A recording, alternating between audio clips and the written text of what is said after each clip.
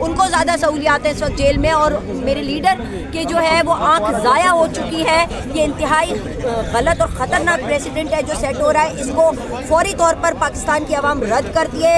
हमारे लीडर इमरान खान की जान को शदीद ख़तरा लायक है, और अब हम सबका फ़र्ज़ है कि हम जो है मुत्तहिद होकर जो है अपने लीडर के लिए आवाज़ बुलंद करें। इस वक्त पाकिस्तान तहरीक-ए-इंसाफ ने पूरे मुल्क बिलखुसूस सिंध में भरपूर एहतजाज का ऐलान किया। हम लोग यहाँ पर इस वक्त सब प्रेस क्लब पर जमा हैं।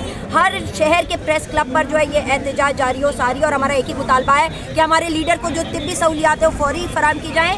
जो रिपोर्ट आई है, जो friend of court Salman Safdar साहब जो वकील थे, उन्होंने बिल्कुल गैर जानिबदाराना जो रिपोर्ट है वो जमा कराई सुप्रीम कोर्ट में, और वो सब पर आया हो चुकी है। उनकी जान को खतरा लायक है। देखिए, उनकी आंख ज़ाया हो चुकी है। हम शदीद मजम्मत करते हैं, हमारे लीडर को फौरी बाहर लाया जाए।